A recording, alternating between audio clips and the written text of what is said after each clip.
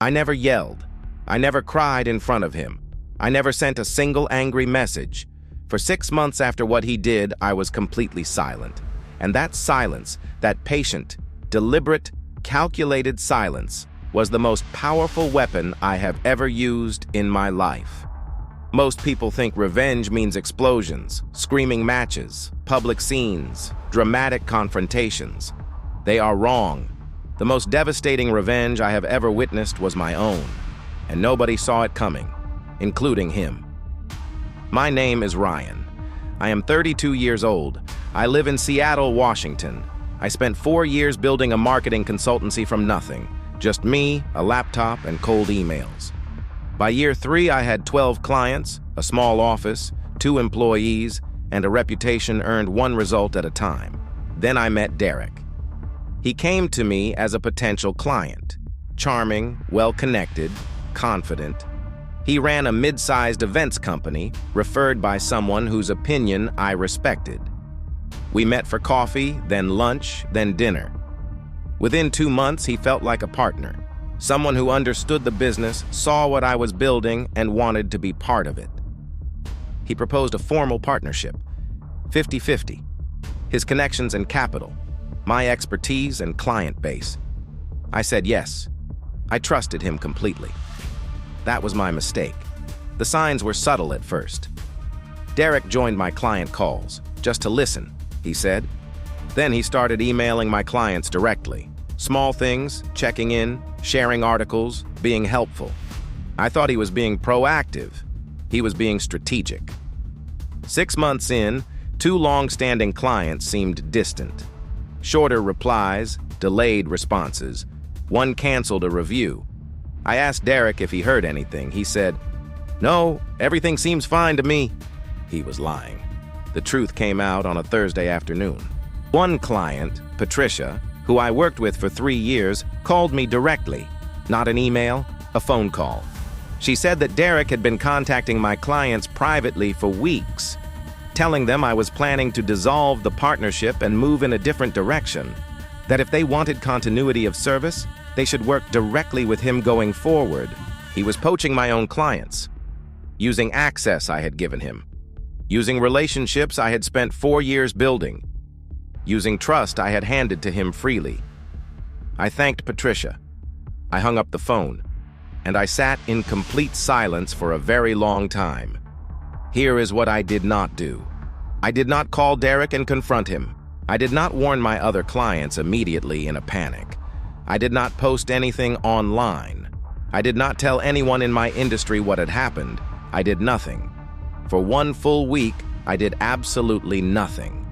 Because I knew that the moment Derek sensed that I knew, he would move faster.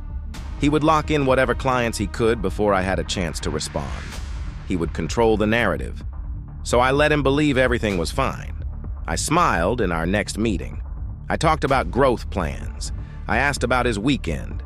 And quietly, behind that smile, I was building a case. Over the next 3 weeks, I documented everything.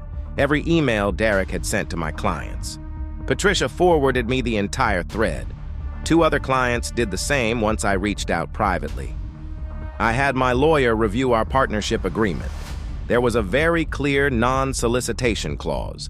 Derek had violated it in writing multiple times. I contacted every single one of my 12 clients personally.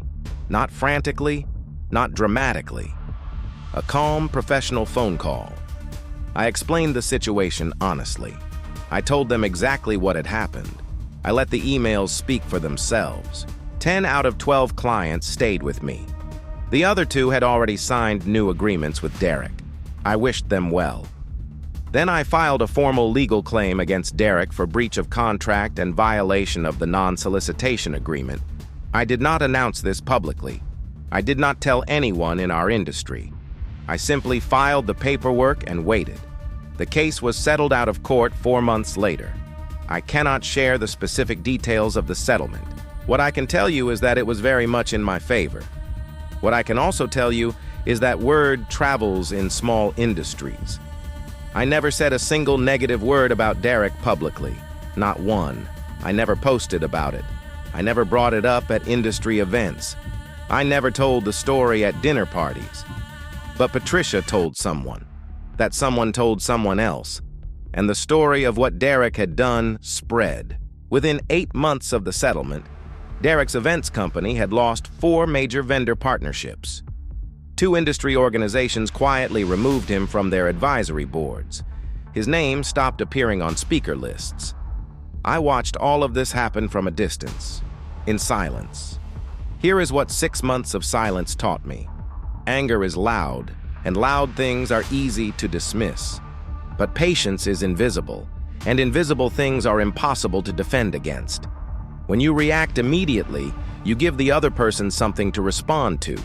You give them a role in the story.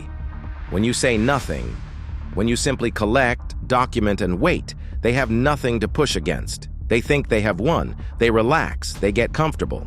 And that comfort, that false sense of safety, is exactly when the truth does its work. I did not destroy Derek. The truth destroyed Derek. I simply made sure the truth had everything it needed to do its job. If someone has wronged you, and you are sitting right now with that burning feeling in your chest, I understand it completely. But before you send that message, before you make that call, before you post that story, wait. Document everything. Talk to a lawyer if you need to, and then be silent. Let them believe they have won. The most satisfying revenge is the one they never see coming. Trust the process. Trust the truth. This is broken payback, and justice always finds its way.